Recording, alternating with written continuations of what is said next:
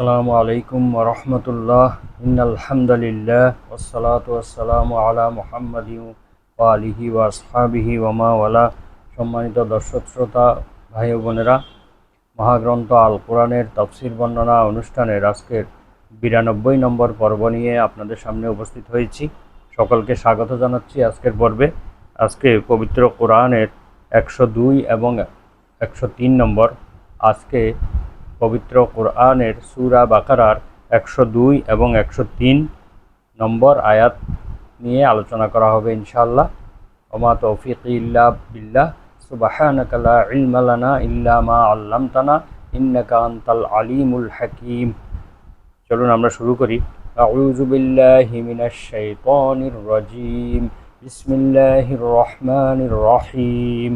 ওয়াত্তাবাউ মা তাতলুশ শায়াতিনু আলা মুলকি সুলাইমান ওয়া মা কাফারা সুলাইমানু ওয়ালাকিন্নাশ শায়াতিনা কাফারু ইউআল্লিমুনান নাসাস সিহর وما أنزل على الملكين ببابل هاروت وماروت وما يعلمان من أحد حتى يقولا إنما نحن فتنة فلا تكفر فيتعلمون منهما ما يفرقون به بين المرء وزوجه وما هم بضارين به من أحد إلا بإذن الله ويتعلمون ما يضرهم ولا ينفعهم ولقد علموا لمن اشتراه ما له في الآخرة من خلاق ولبئس ما شروا به أنفسهم لو كانوا يعلمون ولو أنهم آمنوا واتقوا لمثوبة من عند الله خير لو كانوا يعلمون صدق الله العظيم।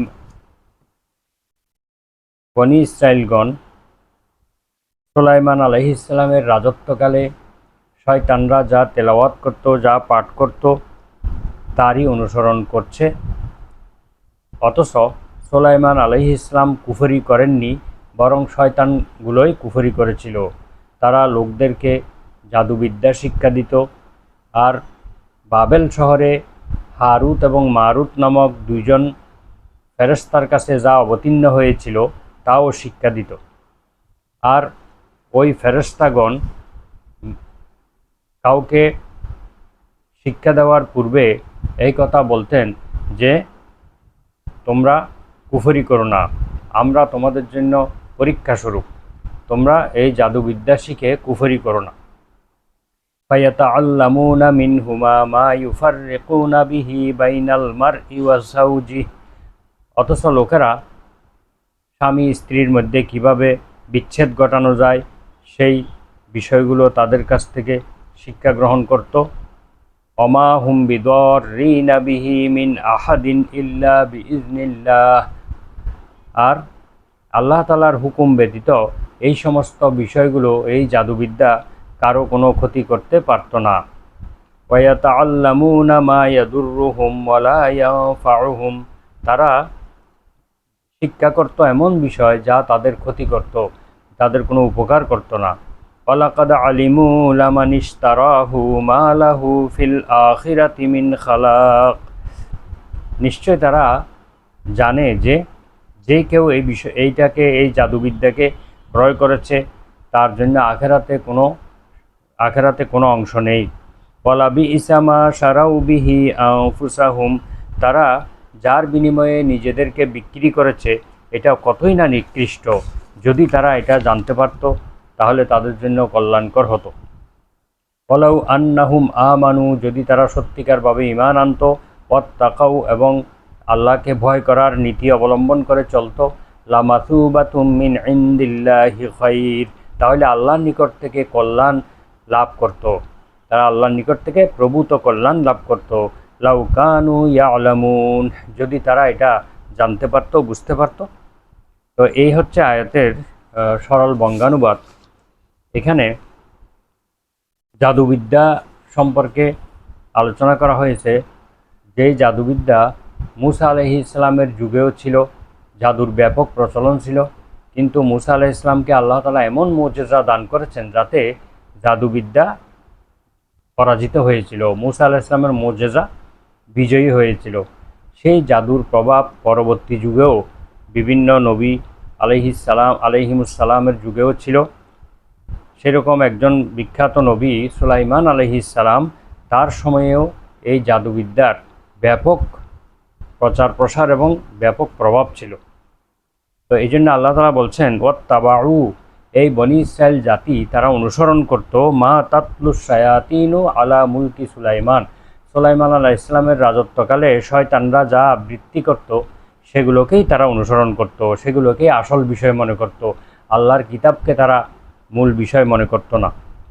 তো সেই বিষয়টা হলো এই যে সুলাইমান আলাইহিস সালামের রাজত্বকালের আগেও শয়তানরা আকাশ পর্যন্ত উঠে ফেরেশতাগণ আল্লাহর নির্দেশ সম্পর্কে পরস্পর কী আলোচনা করছেন এই বিষয়গুলো তারা চুরি করে শুনে ফেলত, এবং এগুলো এসে তারা পৃথিবীতে এসে বিভিন্ন জ্যোতিষী গণক ওদের কাছে বলে দিত, আর ওরা এই গণকরা এই কথাগুলো মানুষের কাছে প্রচার করত। এমনকি তারা এই একটা সত্য ঘটনার সঙ্গে অনেকগুলো মিথ্যা ঘটনা আরও মিলিয়ে দিয়ে তারা লোকদেরকে বলতো। তখন দুই একটা যখন সত্য হতো তখন লোকেরা দলে দলে তাদের কাছে ভিড় করত। আসলে কিন্তু এখানে অনেক মিথ্যা ছিল। এই ব্যাপারে শয়তানরা যে চুরি করে শুনে ফেলতো, মহান আল্লাহ তাআলা সে বিষয়ে সূরা জিনের 9 নম্বর আয়াতে বলেন, ওয়া ইন্না কুন্না নাকউদু মিনহা মাকআইদা লিস-সামঈ ফামান ইয়াসতামিউল আনা ইয়াজিদ লাহু শিহাবার রাসাদা। জিনেরা বলল, সূরা জিনের মধ্যে কথা উল্লেখ আছে, জিনেরা বলল যে আমরা আকাশের বিভিন্ন স্থানে ওত পেতে বসে থাকতাম, মাকআইদা লিস-সামঈ, শোনার জন্য, মানে গোপনীয় বিষয়গুলো, আসমানি ফয়সালাগুলো শোনার জন্য আমরা আকাশের বিভিন্ন স্থানে ওত পেতে বসে থাকতাম, আমরা শুনতাম। ফামান ইয়াসতামিউল আনা ইয়াজিদ লাহু শিহাবার রাসাদা, আর যে ব্যক্তি এখন শুনতে যায় সেই সেখানে জ্বলন্ত অগ্নিশিখা তার দিকে তেড়ে আসছে এটা দেখতে পায়, এখন আর শুনতে পারে না। মহানবী সাল্লাল্লাহু আলাইহি ওয়াসাল্লামের আগমনের পর থেকে এই জিনদের বা শয়তানদের এই আসমানি কথাগুলো শুনে ফেলার এই ধারাবাহিকতা বন্ধ হয়ে যায়। তারপরে জিনেরা বলছে, ইল্লা মান খাতিফাল খাতফাতা ফাআতবাহু শিহাবুন সাকিব, তারপরেও যদি কোনো শয়তান বা কোনো জিন আমাদের মধ্যে চুরি করে যদি হঠাৎ করে ছোঁ মেরে কিছু শুনে ফেলে, তখন একটি জ্বলন্ত অগ্নিশিখা তাকে তাড়া করে, তাকে তাড়িয়ে দেয়। এটা সূরা জিনের মধ্যে উল্লেখ রয়েছে। এছাড়া আরও অন্যান্য সূরায়ও এই কথাগুলো উল্লেখ আছে। শয়তানরা যে আকাশ পর্যন্ত উঠে এই ফেরেশতাদের আলোচনাগুলো শুনে ফেলতেন এই বিষয়ে উল্লেখ রয়েছে। তো তারা এই বিষয়গুলো শুনে দুই একটা কথা যদি চুরি করে শুনতে পেত, এটা তারা নিয়ে এসে গণকদের কাছে দুনিয়াতে বলে দিত। তখন এই গণকরা একটা সত্য ঘটনার সঙ্গে আরও 70টা পর্যন্ত মিথ্যা কথা তারা এখানে যোগ করত। আর এই কথাগুলো তখনকার লোকেরা এই বইয়ের মধ্যে লিপিবদ্ধ করত, একটা খাতায় লিখে রাখত। লিখতে লিখতে এটা বড় বড় বইয়ে পরিণত হয়েছে। পরবর্তীতে বনি ইসরায়েলরা বলতে শুরু করলো যে এই জিনেরা গায়েব জানে, জিনেরা অদৃশ্য বিষয় সম্পর্কে সব কিছু জানে, এবং সুলাইমান আলাইহিস সালাম নবুয়ত প্রাপ্ত হওয়ার পর ওই সব বই সংগ্রহ করে একটা বাক্সের মধ্যে ভর্তি করে তার সিংহাসনের পাশে মাটির মধ্যে পুঁতে রাখে। যখনই কোনো শয়তান বা জিন ওই বাক্সের কাছাকাছি যেতে চায় তখন সেই অদৃশ্য অলৌকিকভাবে আগুনে পুড়ে মারা যায়। সুলাইমান আলাইহিস সালাম তখন ঘোষণা দিলেন যে আমি যেন কারো কাছ থেকে না শুনি যে জিন এবং শয়তানরা গায়েব জানে, যে ব্যক্তি এইটা বলবে তার শিরচ্ছেদ করা হবে। সুলাইমান আলাইহিস সালামের মৃত্যুর পর এবং তার সঙ্গী সাথী জ্ঞানী লোকেরা যখন দুনিয়া থেকে চলে গেল, আরেকটি প্রজন্ম যখন আসলো, তখন শয়তানরা সেই মানুষের বেশ ধারণ করে বনি ইসরায়েলদের কাছে এসে বলল যে আমি কি তোমাদেরকে একটি বিশাল রত্নভাণ্ডারের সন্ধান দেব না, যেটা কাজে লাগালে তোমাদের ধন সম্পদ, তোমাদের জ্ঞান ভাণ্ডার কখনো নিঃশেষ হবে না। তখন লোকেরা বলল, অবশ্যই তুমি আমাদেরকে বলবে। তখন সেই ছদ্মবেশী জিন শয়তান বলল, সুলাইমান আলাইহিস ইসলামের সিংহাসনের নিচের মাটি তোমরা খনন করো, তোমরা সেখানে একটি মূল্যবান সম্পদ পাবে। তখন ওই জিন শয়তান দূরের থেকে তাদেরকে ওই জায়গাটা দেখিয়ে দিল এবং সে বলল যে আমি এখানে অপেক্ষা করতেছি, তোমরা দেখো, যদি না পাও তাহলে তোমরা আমাকে হত্যা করে ফেলবে। আর লোকেরা বলল যে তুমি তো মুরব্বী মানুষ, তুমিও আমাদের সঙ্গে চলো। তখন তিনি কিন্তু সেখানে গেলেন না, শয়তান কিন্তু সেখানে যায় নাই, সে বাইরে অপেক্ষা করছে। এবং তারা সত্যি সত্যি মাটি খনন করে সেই বইগুলো খুঁজে পেল। বইগুলো খুঁজে পাওয়ার পর শয়তান তাদেরকে বলল, এই বইগুলিতে যা লেখা আছে এইটা দিয়েই সুলাইমান আলাইহিস সালাম মানুষ, জিন, পাখি, পশু পাখি, পোকামাকড় সব কিছুর ভাষা বুঝতেন, সবগুলোকে নিয়ন্ত্রণ করতেন। এদের মাধ্যমেই তিনি এই সারা পৃথিবী শাসন করতেন। বনি ইসরায়েলরা ওই বইগুলি তখন অনুসরণ করা শুরু করলো, আল্লাহর কিতাবের কথা ভুলে গেল। তারা আল্লাহর কিতাবকে অনুসরণ না করে এই জাদুবিদ্যার বিষয়গুলিকে তারা অনুসরণ করলো। এই জন্য এই ইহুদিরা এই জাদুবিদ্যার বইয়ের কথার উপর ভিত্তি করে মহানবী সাল্লাল্লাহু আলাইহি ওয়াসাল্লামের সঙ্গে বিভিন্ন ধরনের তর্ক বিতর্কে লিপ্ত হতো, তাকে বিভিন্ন প্রশ্নবাণে জর্জরিত করত। আল্লাহ তাআলা তাদের এই বিষয়টি খণ্ডন করে বলেন, ওয়ামা কাফারা সুলাইমান ওয়ালাকিন্নাশ শায়াতিনা কাফারু। আমার নবী সুলাইমান আলাইহিস সালাম কখনো কুফরি করেন নাই, নবীগণ কখনো কুফরি করতে পারেন না, আর শয়তানরাই কুফরি করেছিল। এই বিষয়টি তারা বিকৃতভাবে উপস্থাপন করেছে। এরপরে হারুত এবং মারুত নামক দুজন ফেরেশতার যেই কথা বলা হয়েছে, এই দুজন ফেরেশতাকে আল্লাহ তাআলা মানুষকে পরীক্ষা করার জন্য তাদেরকে এই পৃথিবীতে প্রেরণ করেন। আল্লাহ তাআলা বলেন, ওমা ইউআল্লিমানি মিন আহাদিন হাত্তা ইয়াকুলা ইন্নামা নাহনু ফিতনাতুন। এই দুজন ফেরেশতা মানুষকে জাদুবিদ্যা এবং মুজিজা এর মধ্যে পার্থক্য বোঝানোর জন্য তাদেরকে জাদুবিদ্যা, জাদুর কিছু বিষয় দিয়ে আল্লাহ তাআলা পাঠিয়েছেন এবং তারা মানুষকে এই বিষয়গুলো শিক্ষা দেওয়ার পূর্বে তাদেরকে সতর্ক করতেন, তাদেরকে বলতেন যে আমরা কিন্তু তোমাদের জন্য মহা পরীক্ষা স্বরূপ, তোমরা এই জাদুবিদ্যা শিখে তোমরা ঈমান হারাইও না, এটা কুফরি করিও না, এটা একটা স্পষ্ট কুফরি। তো ইবনে আব্বাস রাদিয়াল্লাহু তাআলা আনহু বর্ণনা করেন যে কোনো লোক ওই ফেরেশতাদের কাছে যখন জাদু শিক্ষা করার জন্য যেত, তখন তারা তাকে নিরুৎসাহিত করত, বলতো যে আমরা তোমাদের জন্য পরীক্ষা, তোমরা এই কুফরি কাজ করো না, কুফরি কাজ করলে তোমাদের ঈমান শেষ হয়ে যাবে এবং তোমরা ধ্বংস হয়ে যাবে। তারপরেও যখন মানুষ নাছোড়বান্দা হয়ে তাদের কাছে শিক্ষার জন্য কাকুতি মিনতি করত, তখন তারা বলতো, যাও তোমরা অমুক জায়গায় যাও, সেখানে একজন ব্যক্তি আছে, সে তোমাদেরকে শিক্ষা দিবে। তখন তারা সেই জায়গায় যেত, সেখানে শয়তান তখন তাদেরকে এই জাদুবিদ্যা শিক্ষা দিত। যখন কোনো ব্যক্তি জাদুবিদ্যা শিক্ষা করত, তখন সাথে সাথে তার থেকে ঈমানের নূর চলে যেত। ঈমানের নূর তখন আকাশে দেখা যেত, আল্লাহর কুদরতে আকাশের মধ্যে ভেসে বেড়াতে দেখা যেত এবং একসময় সেটা আকাশের সঙ্গে মিলে যেত।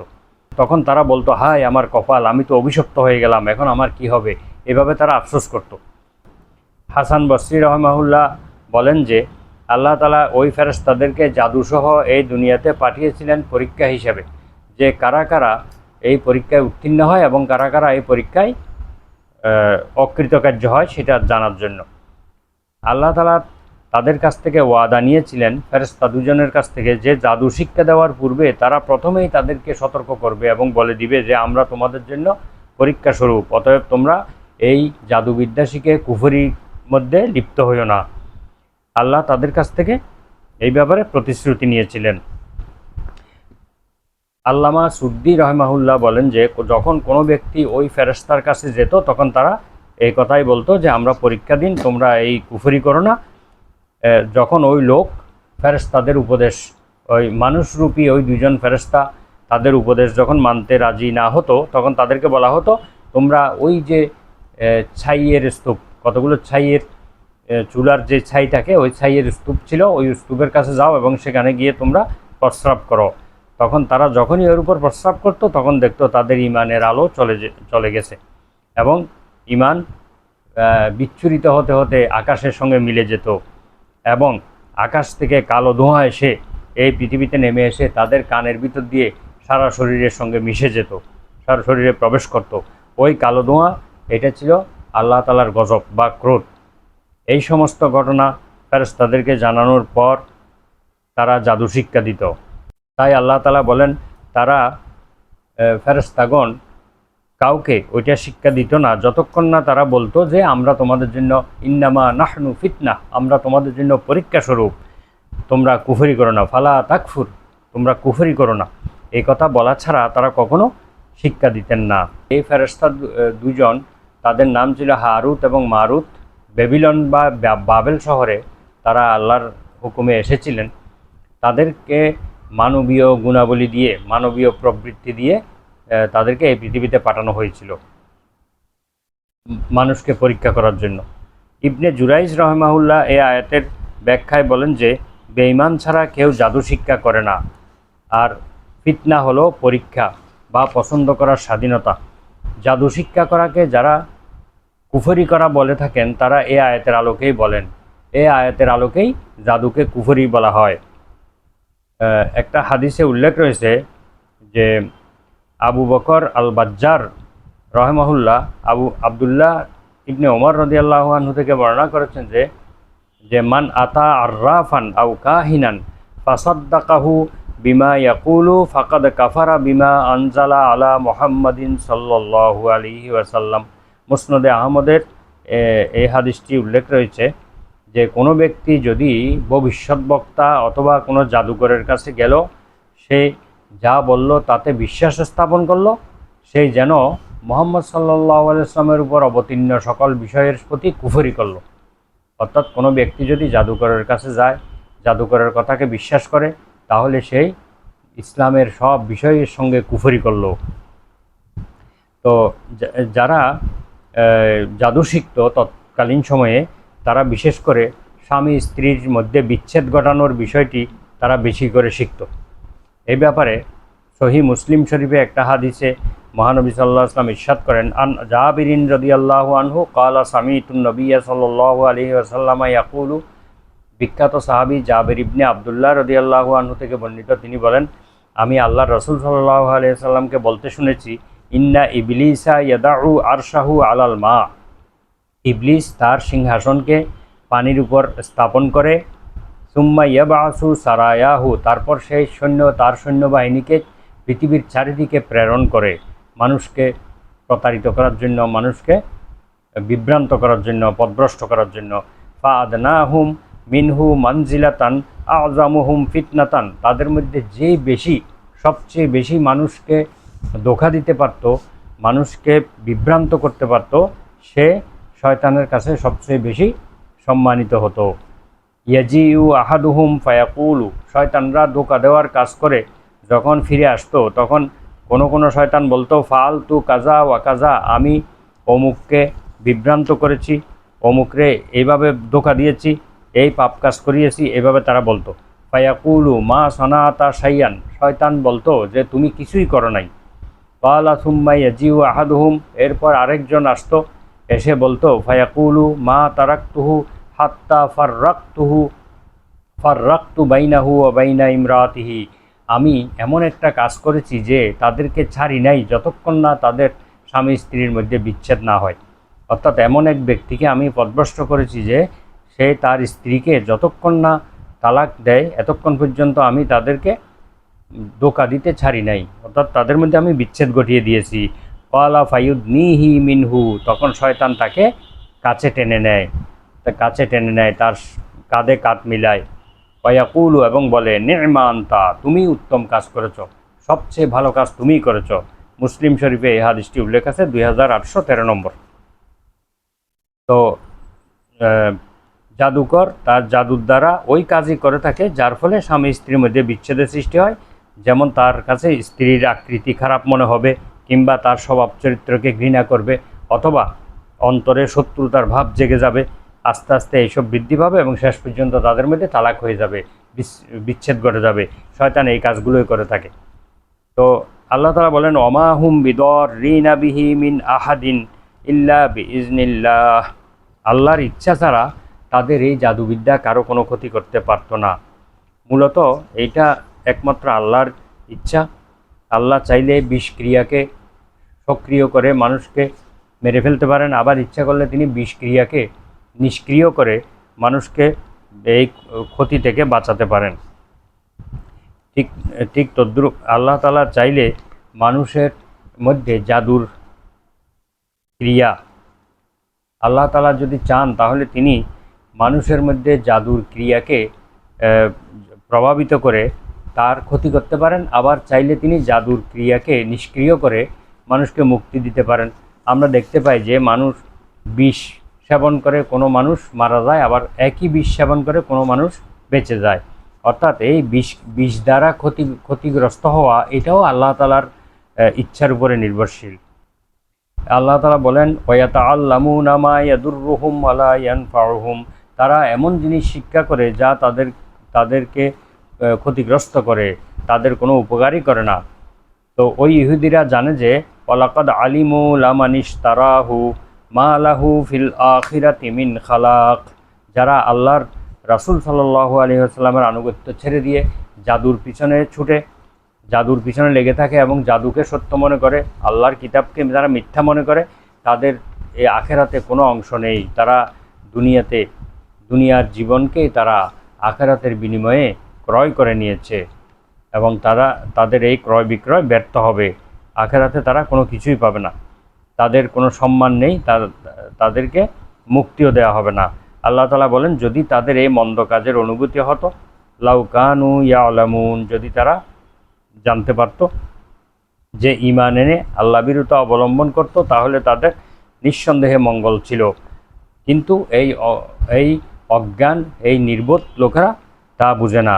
আল্লাহ তাআলা বলেন, অকালাল্লাযীনা উতুল ইলমা ওয়াইলাকুম সাওয়াবুল্লাহি খায়রুল লিমান আমানা ওয়া আমিলা সালিহান ওয়া লা ইউলাক্কাহা ইল্লাস সাবিরুন, যাদেরকে জ্ঞান দেওয়া হয়েছে, জ্ঞান বিজ্ঞানে যাদেরকে সমৃদ্ধ করা হয়েছিল, তারা বলল, তোমাদের জন্য ধ্বংস, তোমাদের জন্য আক্ষেপ, যারা ঈমান আনে এবং সৎকর্ম করে তাদের জন্য আল্লাহর পুরস্কার শ্রেষ্ঠ, এবং ধৈর্যশীল ব্যতীত কেউ আল্লাহর এই পুরস্কার লাভ করতে পারে না, আল্লাহর এই সওয়াব লাভ করতে পারে না। সূরা কাসাস আয়াত নম্বর 80। ইমাম আহমদ রাহিমাহুল্লাহ এবং মুতাকাদ্দিমিন আলেমদের একটি দল জাদুবিদ্যা শিক্ষা করাকে কুফরি এবং জাদুবিদ্যা যিনি শিক্ষা করেন তাদেরকে কাফের বলেন। এই সংক্রান্ত একটি হাদিস বাজালা ইবনে আবদা রাদিয়াল্লাহু আনহু থেকে বর্ণিত। তিনি বলেন, ক্বালা কাতাবা ওমর ইবনুল খাত্তাব রাদিয়াল্লাহু আনহু আনিকতুলু কুল্লা সাহিরিন ওয়া সাহিরাতিন।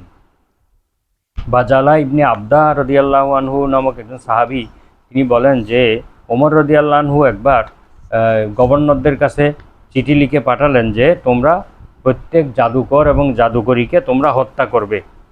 ক্বালা ফাকাতালনা সালাসা সাওয়াহিরা, আমরা এই চিঠি পাওয়ার পরে 3জন জাদুকরীকে আমরা হত্যা করেছিলাম। আন জুন্দুবিন রাদিয়াল্লাহু আনহু, জুন্দুব রাদিয়াল্লাহু আনহু থেকে বর্ণিত, ক্বালা হাদ্দুস সাহিরে দরবাতুম বিসাইফ, শরিয়ার আইন অনুযায়ী যে জাদুকরের শাস্তি হলো তলোয়ার দিয়ে তাকে শিরচ্ছেদ করা। এটি তিরমিজি শরীফের 1060 নম্বরে উল্লেখ আছে, আর পূর্বের হাদিসটি আবু দাউদ শরীফের 3043 নম্বর হাদিস হিসেবে উল্লেখ রয়েছে। এভাবে আরেকটি হাদিসে বর্ণিত আছে, আন্না হাফসাতা জাওজুন নবী সাল্লাল্লাহু আলাইহি ওয়াসাল্লাম, আল্লাহর রাসূলের সম্মানিতা স্ত্রী উম্মুল মুমিনিন হাফসা রাদিয়াল্লাহু আনহা আমারাত বিকতলি জারিয়াতিন লাহা, তার একজন দাসীকে তিনি হত্যা করার নির্দেশ দিয়েছিলেন।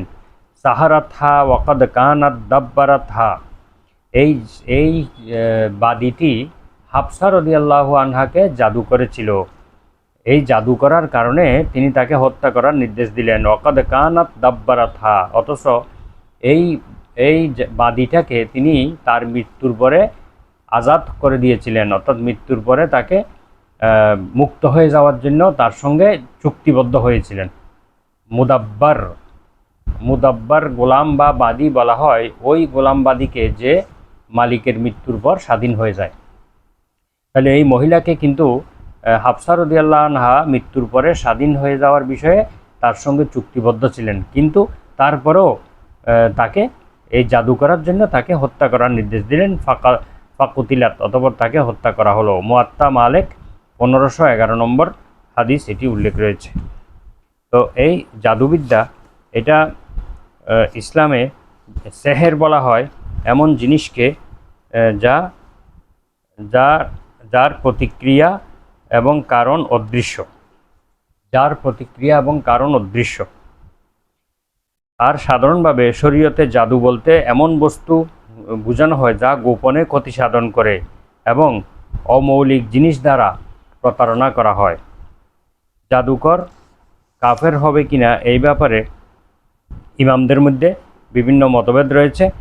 ফাতহুল কদির তাফসির গ্রন্থে উল্লেখ রয়েছে, যদি জাদুকর জাদুকে পরীক্ষামূলকভাবে ব্যবহার করে এবং তা বৈধ হওয়ার বিশ্বাস না রাখে, সেটাকে হারাম বলেই মনে করে, তাহলে সে কাফের হবে না। ইমাম আহমদ ইবনে হাম্বল রহিমাহুল্লাহ জাদুকরকে সাধারণভাবে কাফের বলেন। তফসিরে মাদারিকে উল্লেখ রয়েছে যে যদি জাদুকরের কথা এবং কাজে এমন বিষয় পাওয়া যায় যা ইমানের শর্তসমূহের বিরোধী, তাহলে তাকে কাফের বলা যাবে। ইমাম গাজালি রহমাহুল্লাহ বলেন জাদু শিক্ষা দেওয়া প্রয়োজনবোধে বৈধ, আবার প্রয়োজনবোধে ওয়াজিব। ইমাম মালিক রহমাহুল্লাহর মতে জাদু শিক্ষা দেওয়া এবং নেওয়া উভয়ই হারাম এবং জাদুকরকে হত্যা করা ওয়াজিব। তার তওবা গ্রহণযোগ্য নয়, তাতে সে মুসলমান হোক বা জিম্মি হোক।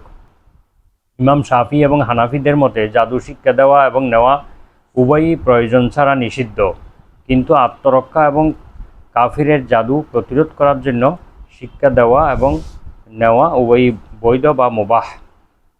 তো ইমামদের মতভেদের ভিত্তিতে জমহুর ওলামার মতে এটি শিক্ষা করা, বিশেষ করে মানুষের ক্ষতি করার জন্য, কারো উপরে প্রতিশোধ নেওয়ার জন্য বা কারো ক্ষতি করার উদ্দেশ্যে এই জাদুবিদ্যা শিক্ষা করা হারাম, যা ঈমান ভঙ্গের কারণ।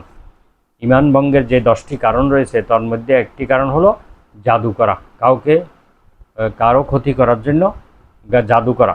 জাদু এমন একটি জিনিস যা একটি সুন্দর মানুষের জীবনকে ধ্বংস করে দেয়, একটি পরিবারকে ধ্বংস করে দেয়, একটি সমাজকে ধ্বংস করে দেয় এবং এটি সমাজের মধ্যে বিশৃঙ্খলা এবং ফিতনার সৃষ্টি করে। এই জন্য জাদু কোনোভাবে বৈধ হতে পারে না এবং জাদুকর নিজেও কাফির এবং যে জাদু শিক্ষা করে সেও কাফির হিসেবে সাব্যস্ত হবে। তাই এই বনী ইসরাঈলের এই জাদুর ঘটনাটি উল্লেখ করে আল্লাহ তাআলা তাদেরকে তিরস্কার করেছেন এবং আমাদেরকে এই শিক্ষা দিয়েছেন যে আমরা যেন এই জাদুর কাছেও না যাই, জাদুবিদ্যা না করি। তো এখন জাদুকে কাটানোর জন্যে জাদু শিক্ষা করা বৈধ নয়, বরং জাদুকে কাটানোর জন্যে পবিত্র কোরআনের আয়াত, রুকিয়া বা ঝাড়ফুঁক করা, কোরআনের আয়াত পাঠ করা এবং বিভিন্ন দোয়া দরুদ পাঠ করা, এটাই বৈধ। জাদুকে জাদু দ্বারা প্রতিরোধ করা, এই ব্যাপারে ওলামায়ে কেরামের ভিন্ন মত রয়েছে। এটাকে বেশিরভাগ ওলামায়ে কেরাম বৈধ বলেন নাই, বরং সবাই এটাকে নিষিদ্ধ বা হারাম বলেছেন। বরং আল্লাহ রসুল সাল্লাল্লাহু আলাইহি ওয়াসাল্লামকে যখন জাদু করেছিল তখন আল্লাহ রসুল সাল্লাল্লাহু আলাইহি ওয়াসাল্লাম কিন্তু জাদু দিয়ে জাদু প্রতিরোধ করেন নাই। তিনি পবিত্র কোরআনের আয়াত দ্বারা সূরা ফালাক এবং সূরা নাস পাঠ করে তিনি যখন সেটাকে রুকিয়া করেন তখন তার থেকে জাদুর প্রভাব দূর হয়ে যায়। আমরাও যদি এরকম কোনো কিছু লক্ষ্য করি তাহলে আমরা পবিত্র কোরআনের আয়াত দ্বারা রুকিয়া করব, দোয়া দরুদ পাঠ করব এবং আমরা তেলাওয়াতের মাধ্যমে কোরআনের আয়াত তেলাওয়াতের মাধ্যমে আমরা এর প্রভাব থেকে মুক্ত হওয়ার চেষ্টা করব এবং জাদুকরের শরণাপন্ন হব না। মহান আল্লাহ তাআলা আমাদেরকে এই আয়াত অনুযায়ী আমল করার তৌফিক দান করুন। ওমা তৌফিকি ইল্লা বিল্লাহ, আলাইহি তাওয়াক্কালতু ওয়া ইলাইহি উনীব। সুবহানাকা আল্লাহুম্মা ওয়া বিহামদিকা আশহাদু আল্লা ইলাহা ইল্লা আনতা আস্তাগফিরুকা ওয়া আতুবু ইলাইক। আসসালামু আলাইকুম ওয়া রাহমাতুল্লাহ।